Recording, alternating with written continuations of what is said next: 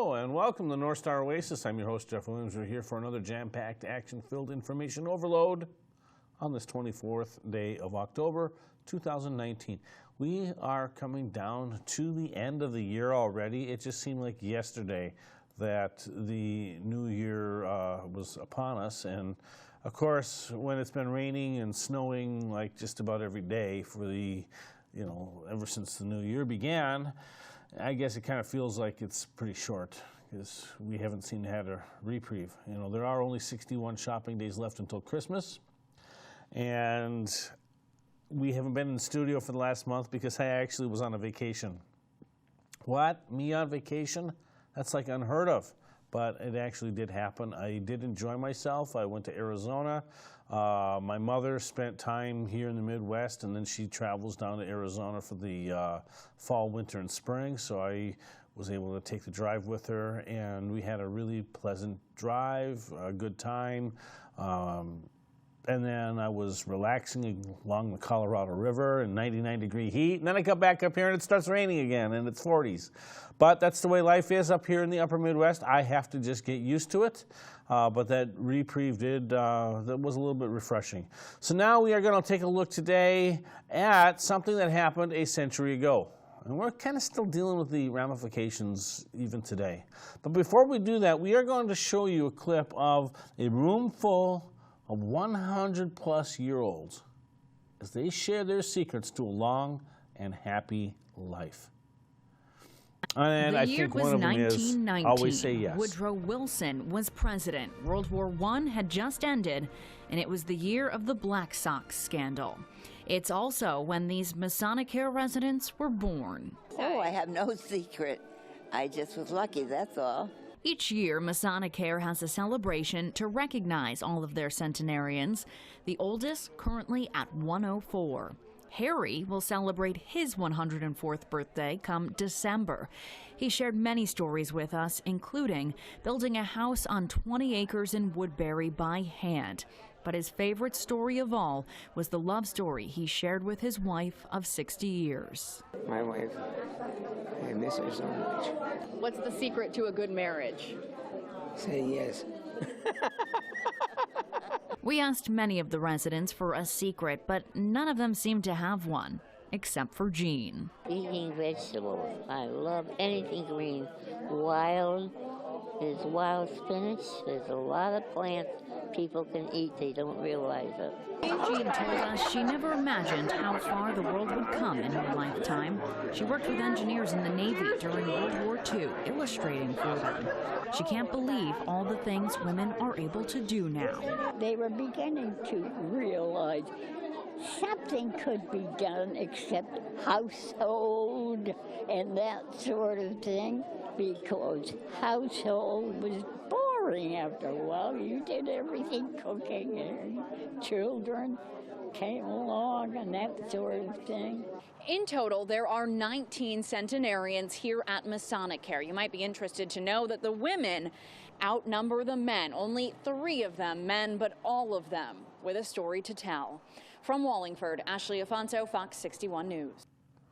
And that, of course, is Wallingford, Connecticut. And that's Woodbury, I think, Connecticut, not Woodbury, Minnesota. Just wanted to point that out. But a lot of things have happened in 100 years. And as we had just finished up the 100th anniversary of World War I, here we are actually at the 100th anniversary of something else. And to get a preview, we're going to take a look at something that's as unique as America. And yes, we're talking baseball. We at Prager University understand that America's culture is as important to the nation's health as American politics, and that sport is an important cultural ingredient. So, consider the many reasons why baseball deserves to be the national pastime, the game especially suited to our democracy. First, democracy celebrates ordinary people. Of course, baseball players have extraordinary talents, but most players resemble ordinary people.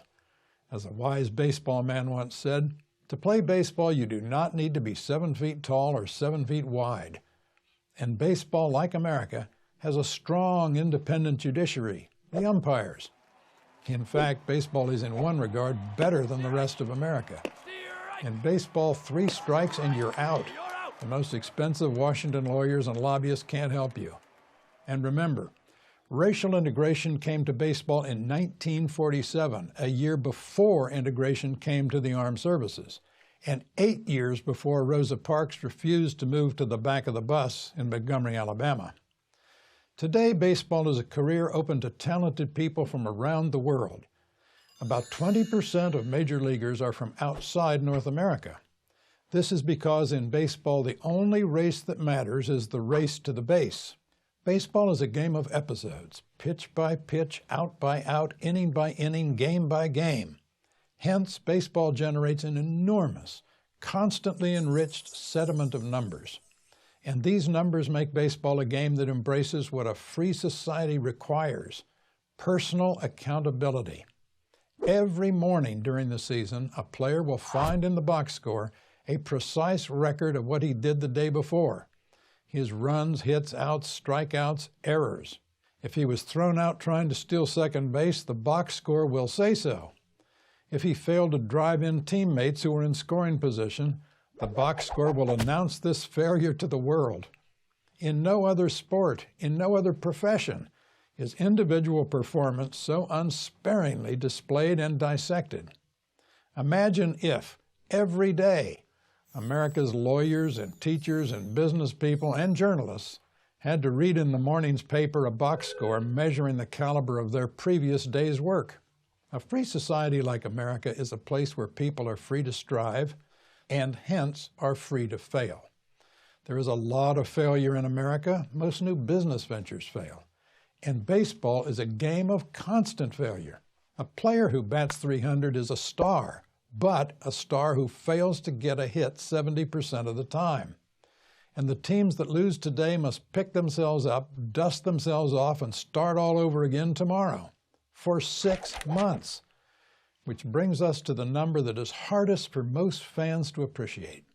It is not one of the famous numbers of individual achievement, not Joe DiMaggio's 56-game hitting streak in 1941, not Ted Williams' .406 batting average also in 1941. No, the hardest number to comprehend is 162. That is the number of games each team plays in about 185 days. Because baseball is the sport of the longest season, it is the sport in which luck matters least. After 162 games, each team is its record. No better, no worse. From the beginning of April to the end of October, the bad bounces and lucky hits even out, which means baseball is what America aspires to be, a real meritocracy. Baseball also is a good game for democracy because it teaches democratic lessons. It is a game of the half loaf. In baseball, as in democracy, no one gets everything he wants. Essentially, all 30 teams go to spring training knowing they are going to win 60 games and lose 60 games. They play the long season to sort out the other 42 games. And every team also knows this: if it wins only 10 out of every 20 games, it is obviously mediocre. But if it wins 11 out of every 20, it will win almost 90 games and have a good chance of playing in the postseason. Which is why in baseball, as in the life of a competitive free society, little differences ultimately make an enormous difference. Baseball also is, as America is, both about individualism and cooperation. The heart of the game is the one-on-one battle between the batter and the pitcher, but baseball also requires teamwork, on offense to move runners another 90 feet, and on defense to make 27 putouts. A wise man once said that there are really just two seasons: baseball season and the void. Happily, the void ends and another season is here. So take yourself out to a ball game and savor all the ways the national pastime illustrates the nation's values. And while you're there, have a hot dog. That's American culture too. I'm George Will for Prager University. And we are about ready to get into the void as baseball season is ending. Yes, I'm talking about the World Series. I watched the first 2 games of the 7-game series. The Washington Nationals, formerly the Montreal Expos, the Washington Nationals now command a 2-0 lead over the Houston Astros. They had taken both games in Houston, so this is going to be an interesting series. And this one's been really fun to watch. I really get a kick out of that Soto kid from Washington, too. The pitching has been absolutely fabulous. Justin Verlander, he pitched, and then I can't remember who pitched the other night for in Game 1. But, man, it's just been a pitcher's duel, although, you know, the 12-3 became a hitting duel in Game 2. Still, it's been fun to watch. And the Houston Astros were the heavy favorites to win it, and it looks like Washington Nationals may be putting the Astros on the fence. We'll see. A lot of baseball still has left to be played in this series. Personally, my number 1 team is the Cincinnati Reds. My number 2 team is the Minnesota Twins. Now, I used to be a Twins fan first, but then what happened was the Twins would never win as long as I was backing them, so I just decided for the interest of Minnesota that I would put the Twins as my number 2 and see if maybe that will help get them to their next World Series. And so far, that has not worked. In the meantime, I still would have liked to have seen the Chicago White Sox and the Cincinnati Reds in the series this year. Neither team was that good, but a century ago, they were, and they met up. We're going to take a look right now at a World Series ticket stub from 1919 and something that is a fascinating story nonetheless. Welcome to the Baseball Hall of Fame. We're down in the basement in a room they call the Vault. And I'm wearing my white gloves because I'm about to show you something that will blow your mind. Question: when was the first time a Latino played in the World Series? 1970s? 1960s? 1950s? For most baseball fans, the 1919 World Series is all about the Black Sox Scandal. For Latinos, 1919 means something different. This ticket stub is from the 1919 World Series, 99 years ago. And that year marked the first time a Latino ever played in the postseason. In Game 3, the Reds brought in Cuban pitcher Adolfo Luque, who threw a scoreless inning and helped Cincinnati win the title. 14 years later, Luque did it again with the New York Giants at the ripe age of 43. And check out his World Series stats. 9 1/3 innings pitched, 3 hits, 11 Ks, no runs. Amazing, 99 years ago.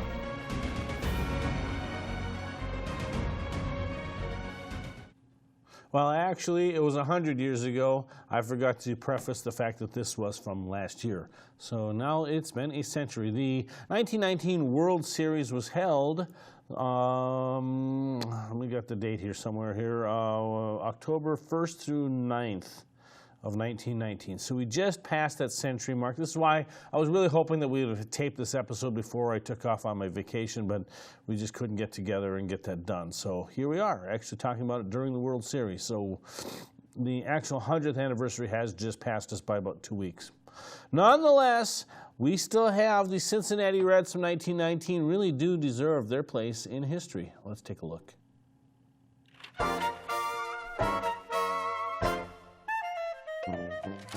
Something fierce this weather, but what do you know about the Reds? Just the weather for Slim Sally. He puts them in the groove better when it's hot. Look how Walter Reuther is going. 9 straight games won. The 1919 baseball season and World Series are mostly remembered for the Black Sox Scandal. Chicago White Sox players who bet against their own team and tried to make sure they lost the series. But overshadowed by the Black Sox Scandal is the 1919 Cincinnati Reds team, which won the National League pennant and brought the Queen City its first World Series championship. Some fans were deeply skeptical about the Reds, who had mostly losing seasons since joining the National League in 1890. The Reds ain't been good since 1882, and they ain't gonna be good now. They'll blow it by August, like always. Don't be such a grump, old man. We've had winning teams the past 2 years, and we're red hot this season. The lineup sported stars like center fielder Ed Roush, who led the National League in batting, while team captain Heine Groh was the league's top third baseman. and a deep pitching staff with twirlers like Hod Eller, Slim Sally, and Walter Reuther anchored the Reds' defense. Extra, extra, Reds win the pennant. Even before the regular season was over, the Reds captured the National League pennant and were on their way to their first World Series. The city threw a party and held a parade honoring the team. And it wasn't lost on the Reds or fans that it also was the 50th anniversary of the original Cincinnati Red Stockings and their unbeaten 1869 season. While Reds fans celebrated, many baseball experts thought American League teams were stronger than National League teams, and they expected the White Sox to win. Personally, I believe the White Sox should win. American League followers will argue that pitching in the National League is far inferior to that in the American. I believe the White Sox will win. Figuring that the pitching strength is even, I believe that the White Sox are a better balanced team. Cincinnati's task is to beat two wonderful pitchers, Eddie Cicotti and Claude Williams. And you can take it from us, that's a real man's job. If the 1919 World Series is to be decided with base hits, runs, and championship pitching, then I favor the White Sox to conquer the Reds of Cincinnati. But there were some experts who favored the Reds. There's too much impetus behind the Cincinnati machine for it to be stopped by the White Sox. Yes, friend reader, Cincinnati for mine. The 1919 World Series was to have 9 games, with the first game held in Cincinnati. Baseball fans flocked to the Queen City and lined up for tickets. Hotels like the Gibson on Fountain Square were booked beyond capacity.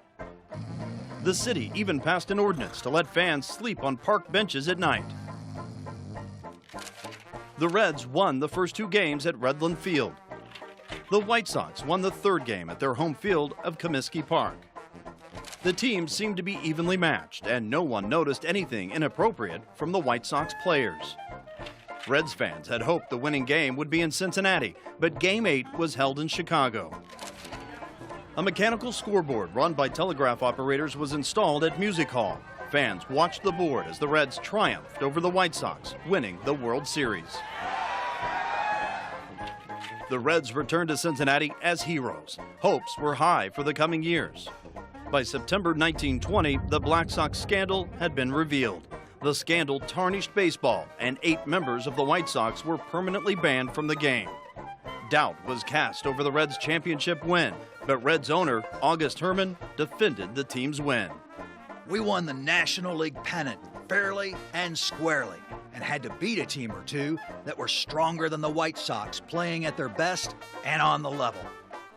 It's impossible to know what would have happened had the White Sox played fairly, but the 1919 Cincinnati Reds conquered the National League and won the team's first World Championship. They created a legacy that should stand on its own for another 100 years.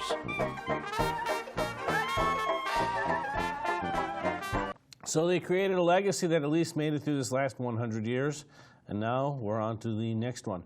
But since it has been 100 years since the Black Sox World Series, new details have challenged the long-held story.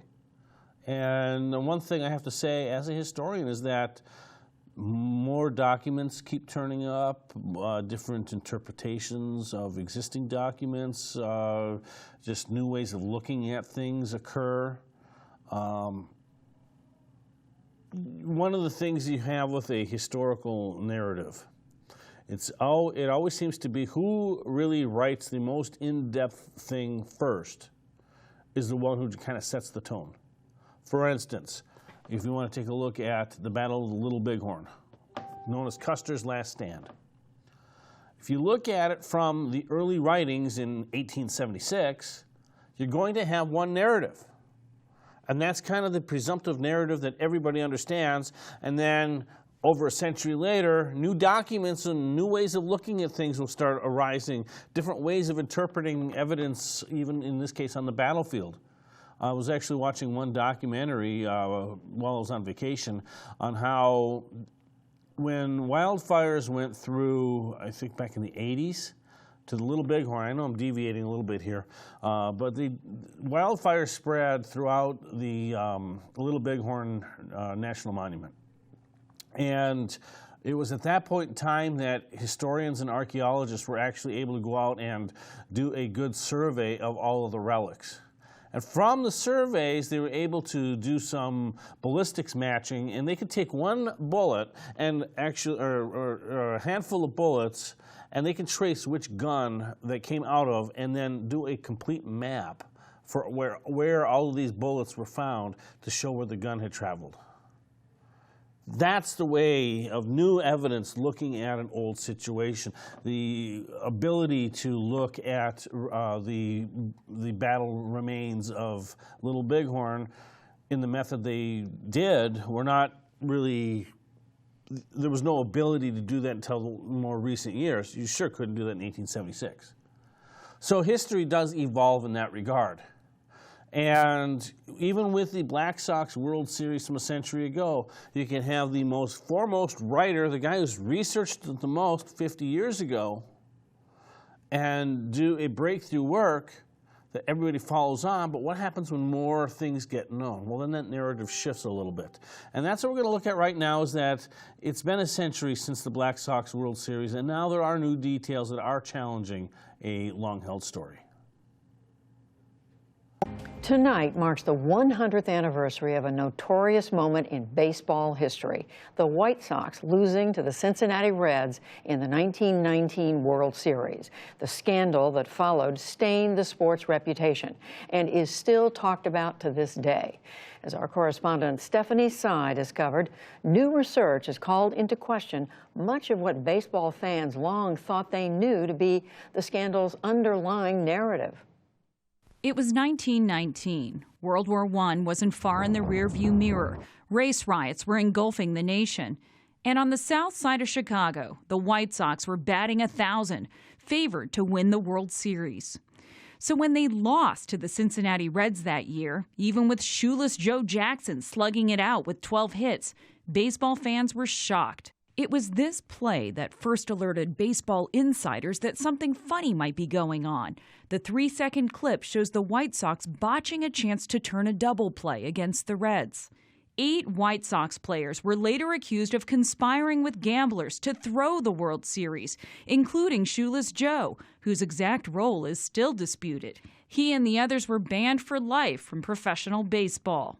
For decades, Elliot Asanoff's book, 8 Men Out, was viewed as the definitive account of what happened. I'll put my Joe Jackson up against any player in the circuit. As was the movie adaptation, which told the story of a miserly team owner, Charles Comiskey, known for spending on everything but his own talented players. The resentful players, the story went, were led by ruthless gamblers to throw the game. Eddie's the key. We don't get Eddie, we forget about it. But 100 years since the 1919 World Series, a very different story is coming out. The 1919 White Sox were one of the highest paid teams in baseball. Jacob Pomrenke chairs a committee whose sole purpose is researching the Black Sox scandal. Its findings have been compiled in an online article titled 8 Myths Out and examined in a new podcast, Infamous America. This idea that the Black Sox players conspired to fix the World Series because they were underpaid, because they felt resentful toward their salaries or their poor treatment by their owner, doesn't really hold up to scrutiny. All baseball players in the early 20th century were paid better than typical American workers. Was it ultimately greed that drove those players? I think, yes, greed is, I think, the primary motivation for how the Black Sox scandal happened. I think the Black Sox players saw a high reward for what they were doing. They could make as much as their yearly salary in 1 week for fixing the World Series. And I think they saw very little risk of getting caught or getting punished. I have to keep the best interests of the club in mind, Eddie. The scene in 8 Men Out when pitcher Eddie Seacott is denied a bonus by the team owner? 29 is not 30, Eddie. Completely made up, says Pomrenke. And that's not all. It was originally believed that it was the gamblers that approached the players about the fix. You say that's not true. No, this is another one of the myths about the Black Sox scandal, is that the players were kind of conned into throwing the World Series, but it was actually their idea. How do you know that? Was that through testimony that was later revealed? Yes, that is through the grand jury testimony of Eddie Seacott and Shoeless Joe Jackson and some of the other players. Jeff Kisselhoff, Elliot Asanoff's literary executor and friend, maintains that Asanoff's conclusions about the players' motivations for cheating still hold up. He shared Asanoff's research notes and letters from players from the 1960s, which back up his thesis about poor pay. In an email, Kisselhoff said, "It should be pointed out the bulk of what Elliot wrote more than 50 years ago holds up to a remarkable degree. He should be paid respect for his enduring and pioneering work." For his part, Pomrenke doesn't cast aspersions on Asanoff, who died in 2008. I had no idea when I started researching this story that there would be so much new evidence that has come to light. A lot of the new sources of information, such as the contract cards at the Baseball Hall of Fame, the legal documents at the Chicago History Museum, and even the film footage that you can now watch on YouTube of the 1919 World Series, all of that stuff is new in the 21st century. Another common refrain when people describe the scandal is that it was a singular event. No, this is one of the most important aspects about understanding the Black Sox scandal, is to know just how rampant gambling was in the baseball culture at this time. We don't actually know if any other World Series were fixed, but it's possible that some other World Series were fixed before 1919. The lasting impact of the Black Sox scandal was that the players' harsh punishment served its purpose. Not since 1919 has there been a major fixing scandal in baseball. But the sport has had other scandals, and Jacob Pomrenke wonders if the times aren't becoming ripe for a repeat of history. Sports gambling has again become big business, with the Supreme Court ruling last year allowing states to legalize it. Game time. Opening the door to a multi-billion-dollar industry. I think baseball has to take great precautions to protect the integrity of the game, because as we saw in the Black Sox scandal, it's very easy for people to get caught up in the gambling and possibly altering the outcome. Do you think America wants to hear this version of events? It's certainly a more complex story, but most history is, right? Most history is a lot less simple than kind of the myths that we all want to believe. The filmmaker of 8 Men Out, John Sayles, wrote in an email that he was aware at the time, as was Elliot Asanoff, that most of his information came from participants and observers who had their own agendas. But he pointed out that the new revelations are only somebody else's version, and you have to decide what to believe. For the PBS NewsHour, I'm Stephanie Sy. So that, I think, is a fascinating look as to what happened a century ago and how historians are still taking a look at the evidence as new evidence is found. So now, does that really change things? And by that I mean, things happened a century ago. So should people and should players still be penalized, since none of them are still alive? There's some mixed feelings about that in light of, yes, I'm going to bring it up, Cincinnati Reds icon Pete Rose, who bet on baseball, who admitted to betting on baseball, who has a lifetime ban. And about every 2 or 3 years, we hear the Free Pete mantra. We want Pete Rose in the Hall of Fame. Well, you can't get Pete Rose in the Hall of Fame and not get Shoeless Joe Jackson. It's just the way it is. So we're going to cover that in just a little bit, but we're going to take a look right now kind of at another perspective of the Black Sox scandal. And this is from a station in Chicago. And I cannot remember. I think that they just came out with this. But it's important to take a look at what happened in 1918 as well. And this story covers that. Get puffy in the back. All right, 6:43, and these are the darkest days of baseball history. Not today. No, but 8 players, remember this, from the Chicago White Sox, later nicknamed the Black Sox, were accused of actually throwing the 1919 World Series. So this morning, our Krista Rose has the scandalous details. It's baseball time again, Chicago, but it's not always good, clean fun at the ballpark. This morning, I'm going to drop a little knowledge on you about the infamous Black Sox Scandal. The Chicago White Sox back in 1919 were a hot team who made it to the World Series against the inferior Cincinnati Reds. Motivated by money and a general dislike for team owner Charles Comiskey, Arnold Chick Gandil convinced 7 of his teammates if they threw the series, they could stand to make a lot of money. He made connections with professional gambler Joseph Sport Sullivan and gangster Arnold Rothstein, who put up much of the dough needed for the fix. Each player was set to make about $5,000, if not a little bit more. But like most illegal ideas, this one struck out. The Sox went on to lose the 8th game of the series, 5-3. The money was paid, and it wasn't until the 1920 season when the rumor mill really started going at full tilt.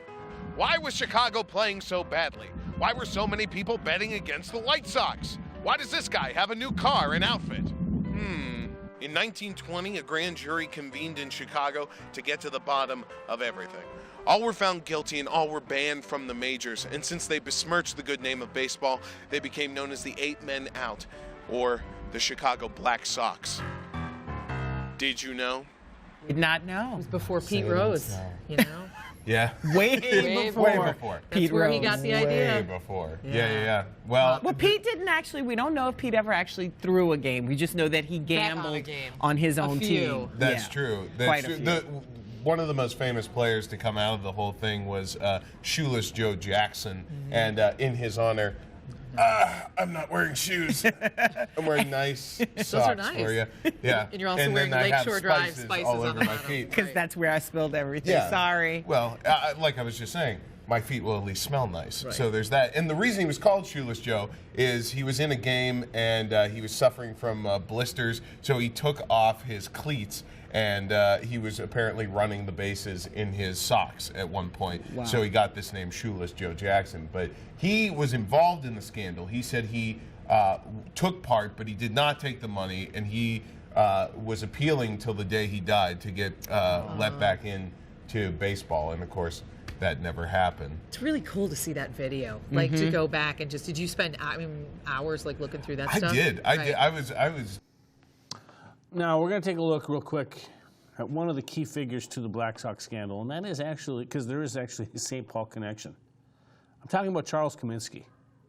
Now Comiskey, he was born in 1859, August 15th, 1859, in Chicago, and he died October 26th. 1931 at the age of 72 in Eagle River, Wisconsin. So the anniversary of his death is coming up in 2 days. So on Saturday will have been the whatever anniversary. But nonetheless, he started his playing career as a pitcher and then moved to first base after developing arm trouble.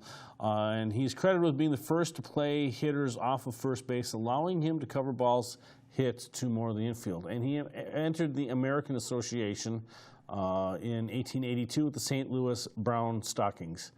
And he managed the team during parts of its first seasons and took over full-time in 1885, leading the Browns to 4 consecutive American Association championships and a close second in 1889. He'd also played and managed for the Chicago Pirates in the Players League, which was very short-lived. It was 1890, and for the Browns again in 1891. Then he went to the Cincinnati Reds in the National League, 1892 to 1894. He left Cincinnati in the fall of 1894, and he purchased the Sioux City, Iowa Western League Club, and he moved it to St. Paul. They became known as the St. Paul Saints. He compiled a .264 batting average, 29 home runs, 883 RBIs, 419 stolen bases, and as a manager, he posted an 839 to 542 record. But after 5 seasons sharing the Twin Cities with another Western League club, that would be the Minneapolis Millers, Comiskey and his colleagues arranged to share Chicago with the National League, whose club, the Chicago Cubs of today, they played on the west side. So the St. Paul Saints moved to the south side as the Chicago White Stockings of the renamed American League for the 1900 season. And that was also the original name of the Cubs, but it was eventually shortened to the White Sox. The American League then declared itself a major league starting in 1901, when the national agreement had expired after the 1900 season. And then he had owned the White Sox until his death in 1931. So the old St. Paul Saints became the Chicago White Sox, who were embroiled in this big scandal in 1919. And that's where we're at.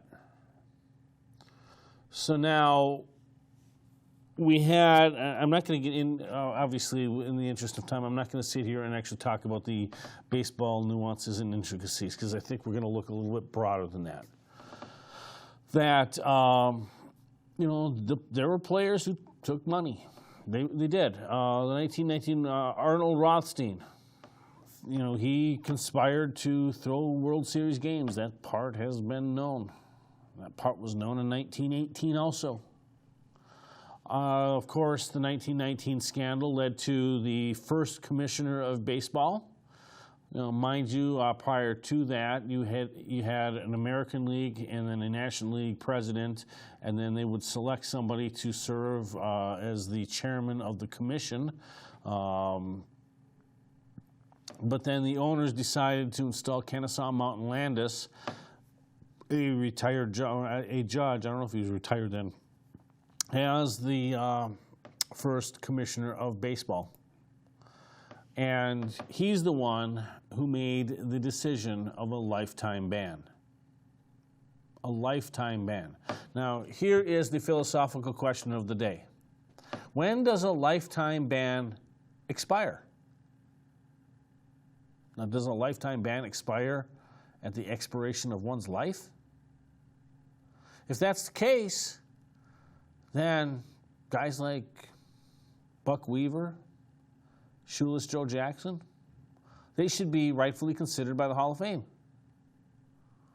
because they had served their time, the rest of their natural life.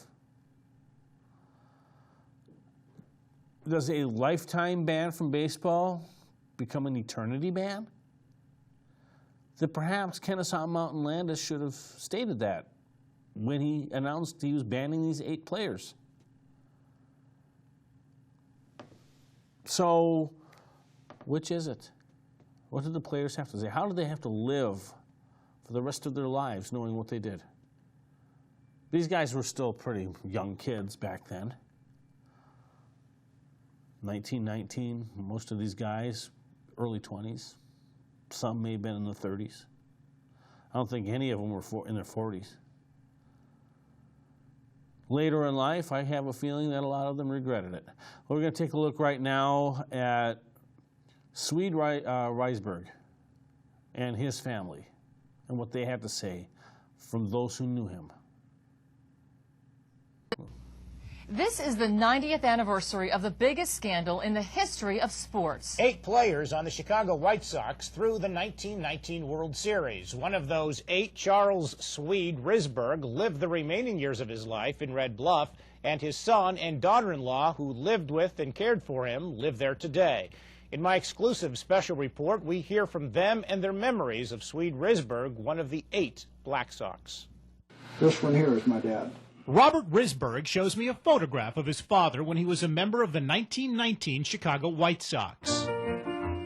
History knows them as the Black Sox, and Charles Swede Risberg was one of the 8 players that history says threw the 1919 World Series against the Cincinnati Reds.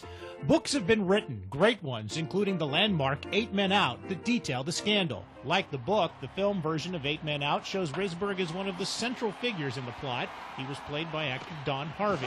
What'd I tell you, Bucky? He was in the bag all the time. Shortstop Swede Risberg played poorly in the series and reportedly took home at least $10,000 from gamblers.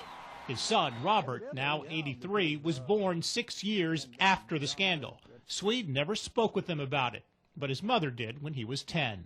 My mother sat down and explained to me what happened, that some of the guys had thrown a ball game, and that my dad and all of them got charged by the grand jury, but they were acquitted. True, but some say the jury was sympathetic to the Sox. Newly appointed Commissioner Kennesaw Mountain Landis was not. Landis decided to be a smart guy, and he threw them all out of baseball, and that fixed that. Robert says the scandal was never a topic of father-son discussions. He never talked about it at all, no, one way or the other, you know. You never asked him? No. You knew he didn't want to talk about it? I figured he didn't want to, and I figured if he wanted to, he would have, and so I just figured, hey, the thing's dead for years, and leave it alone, you know. Banned from the big leagues, Swede Risberg played and managed semi-pro ball. A native of the state, he moved back to California for good, where he worked in a factory in Weed before owning a tavern called Risberg's. I can recall lots of guys in Weed and Mount Shasta sitting there at the bar and talking to him about baseball, but nobody ever brought the scandal thing up. It's a touchy subject for Robert and his wife Audrey, who took care of Swede in their Red Bluff home during the last 13 years of his life, even as they raised their own children. I've resented all of the talk of that he did anything wrong, because when you live with a man every single day for 13 years, you know him.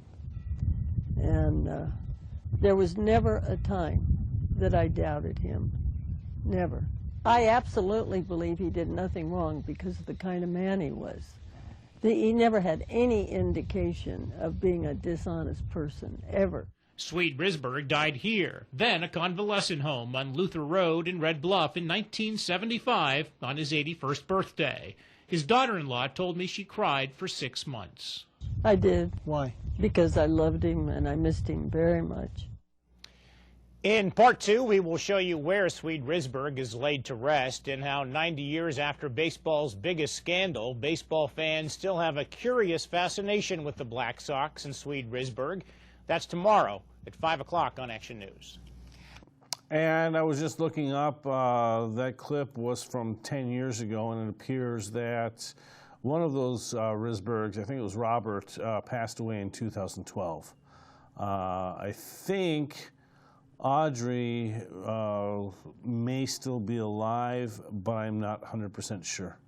But I just thought I would pass that on. Yes, Robert Risberg of Red Bluff, California, died November 8th, 2012, survived by Audrey, his loving wife of 50 years.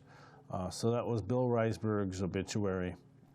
And it appears that Audrey's still alive. And there's no doubt that, you know, she still probably proclaims the innocence of Swede Risberg. Now, what about the niece of Buck Weaver, another player? Here's a message to Major League Baseball from 2015.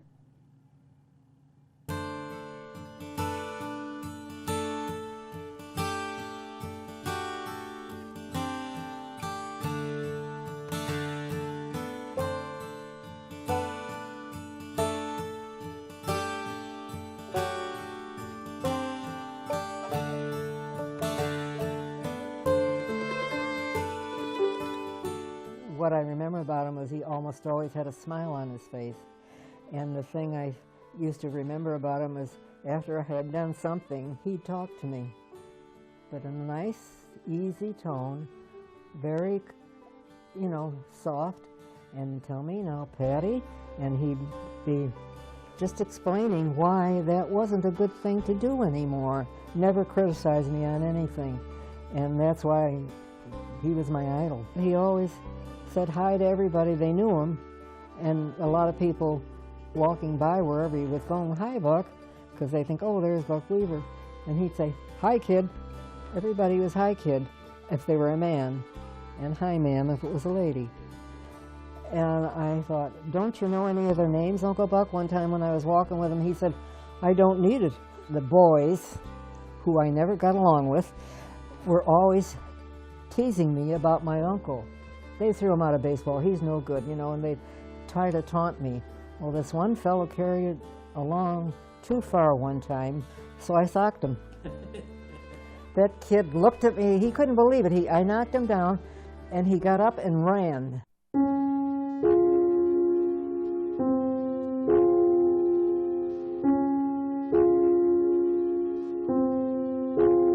I don't think he wanted to talk to us about it personally, because that hurt him. He was the surrogate father and have to tell his children that he was, you know, I don't know, thrown out of baseball, I guess you could put it. And Buck always had played, in the series, he played flawless ball, marvelous. He didn't make any errors.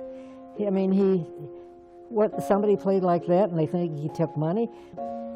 He told the gamblers where they could go when they tried to approach him, and he just didn't want anything to do with them.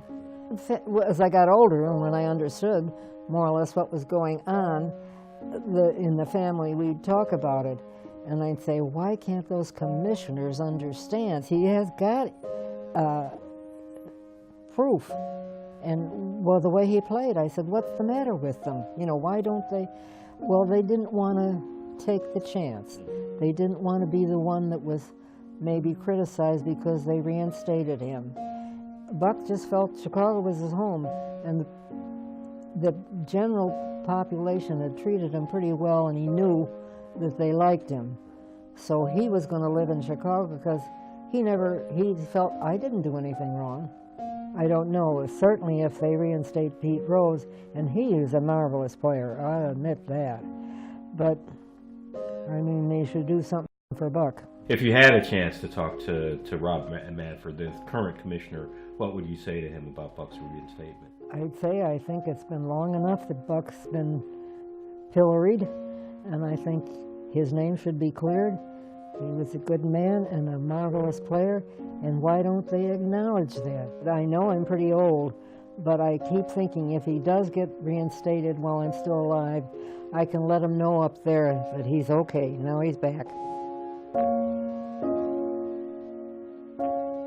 And that's the story of Buck Weaver. So now we have one last major pressing question. What to do about Shoeless Joe Jackson? Is he Hall of Fame worthy? Well, let's find out. Making a demand that baseball set Shoeless Joe Jackson straight once and for all and put him in the Hall of Fame where he truly deserves to be. Author Joe Thompson is seen here with Shoeless Joe Jackson in 1942.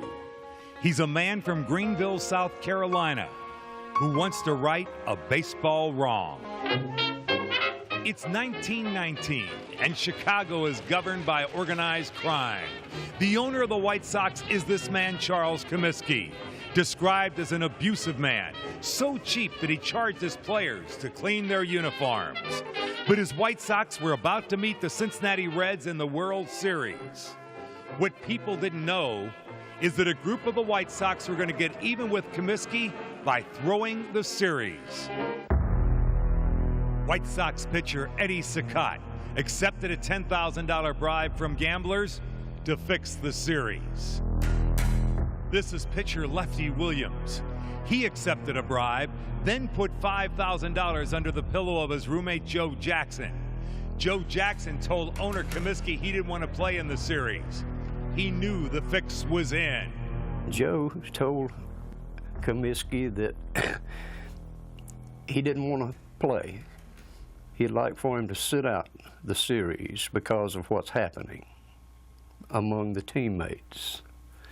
And Comiskey refused to bench him and made him play in all 8 games full time, which is evidence enough there that Comiskey knew about it, knew what was going on, but didn't stop it. This is Eddie Saccott, a 29-game winner. He lost the first game and 2 in the World Series. Lefty Williams lost 3 games. The Reds won 5 of 8 to win the series. But Joe Jackson set a record with 12 hits, hit .375, and fielded flawlessly on 30 chances. Right up to his death, he maintained that he was innocent. I played to win every series game. I played great defense. I hit .375 in the series. I played to win. Joe Jackson was illiterate. He couldn't read or write. His owner, Charles Comiskey, told him to use his lawyer, Alfred Austrian. Austrian told Jackson, just say yes, you took money, and I'll help you and protect you. Jackson didn't realize that Austrian was actually working on Comiskey's behalf. Saying yes ruined Jackson's reputation. Shoeless Joe, being a poor Southern boy, illiterate, couldn't even sign the confession that he gave for the grand jury. Didn't even know what he was signing in the first place, but he was just going along with it as a good old Joe. After being promised by Comiskey's lawyer, Austrian, that he'd get a lighter sentence if he just went along. On March 12, 1921, Joe Jackson was found not guilty of being involved in the fix. But observers said the trial was as crooked as the series itself. Baseball owners were desperate to save their game from the scandal. They hired this man, Judge Kennesaw Mountain Landis, as their new commissioner. They gave him unlimited power. On March 13th, the day after Jackson was acquitted, Landis banned Jackson and 7 other White Sox teammates from baseball for life. I think that Joe Jackson got caught up in a situation that quite frankly, he didn't defend himself very well. If they tried to do that today, Joe Jackson would own baseball. You can't, when somebody comes in and they're acquitted in a court, you know, you can't just say, well, I don't care what the court says, you know, this is what it is. The man on the left is Ty Cobb. Like Babe Ruth, he called Joe Jackson the greatest hitter ever. Jackson hit .408 as a rookie, .356 during his career.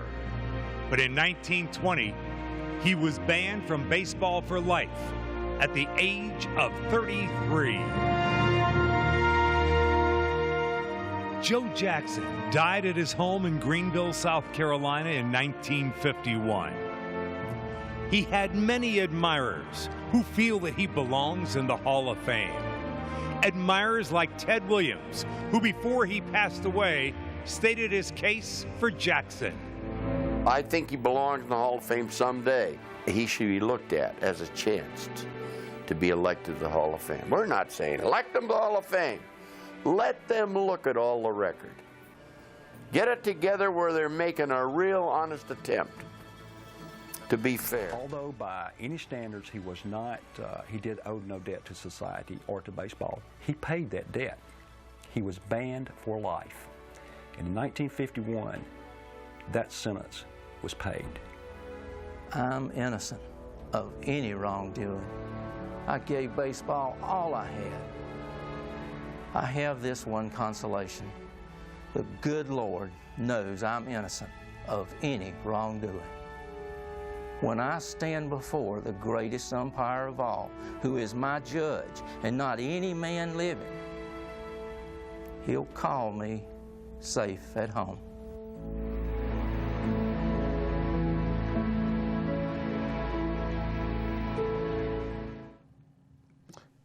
So you be the judge. Of course, you got to be the judge, the jury, the executioner. We're going to show you right now, just in the interest of time, we're going to show you actually some footage from the 1919 World Series. Chicago White Sox versus Cincinnati Reds. Now, of course, when I was growing up, I wasn't sure who these Black Sox fellows were. I could never find any stat lines on them. Granted, I grew up before the internet. I didn't know what this Black Sox thing was. Over the years, I've learned.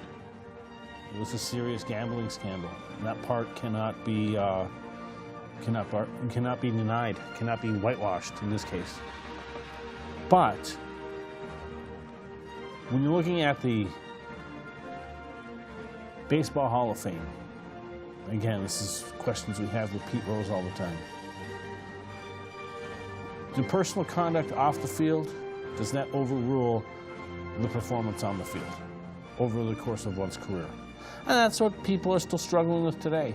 There are people who say with all of these guys, oh, you were part of that, you tainted the game, you throw the book at them, you served you right, and you made an example, so we made a cleaner game, we made an example out of you, but you're still not going to the Hall of Fame. There's a fair argument to be made about that. At the same time, he died in 1951. Should you then have your sentence paid in full and at least be allowed to have your record speak for itself in consideration for the honors of being in the Baseball Hall of Fame? That is a fair argument to be made about that. We just saw the highlights from Game 2, and in the Philadelphia Bulletin, the same day as Game 2, it was a poem. I'm going to read that real quick. Still, it really doesn't matter. After all, who wins the flag? Good, clean sport is what we're after, and we aim to make our brag. To each near or distant nation whereon shines the sporting sun, that of all our games gymnastic, baseball is the cleanest one. Wasn't too clean in 1919, wasn't too clean in 1918 either. But it's been pretty consistently clean for much of the last century. Now, yes, during the Bud Selig commissioner era, you had the juice going around. You had the PED scandal. It's another thing. You know, performance-enhancing drugs. You know, how does that impact the game? Should these players be allowed to play, or should they be banned? Those are ethical questions that we're still living with for our current day. Baseball is a pretty clean game, but there have been moments. Those moments have been dealt with. But for the record book, does it really matter? Some say yes, it matters, because the records are something we always strive for. And to have purity in the records is something we should all strive for. But others say, no, that records are irrelevant in today's day and age. So again, I say, you be the judge. And as we look at the last of the 1919 World Series footage, just remind you that we still have the 2019 World Series going on now. The next game coming up on Friday. And as we get ready to go, we'll probably just play right into the next piece. Then, of course, we still have the fan favorite, Take Me Out to the Ball Game. Where did that originate? And I'm going to try to answer that real quick. There's a quote here from Larry Anderson, who was a pitcher and a broadcaster from the 70s, 80s. I still think he's a broadcaster today. And he said, in the 7th inning, fans all get up and sing Take Me Out to the Ball Game, and they're already there. It's really a stupid thing to say, and I don't know who made them sing it. Why would somebody that's there get up and sing Take Me Out to the Ball Game? The first person to do it must have been a moron.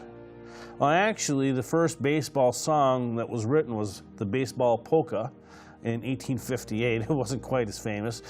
Jack Northworth, who was a vaudeville performer, he penned Take Me Out to the Ball Game on a scrap of paper on a train ride in Manhattan in 1908. But it was not until a second version appeared in 1927 that it really started becoming somewhat popular with the game. But it wasn't until the 1970s, 1971 in fact, when Harry Carey started singing that. It was the only baseball song he knew. He started singing it in the broadcast booth between the middle of the 7th inning, what we now call the 7th inning stretch.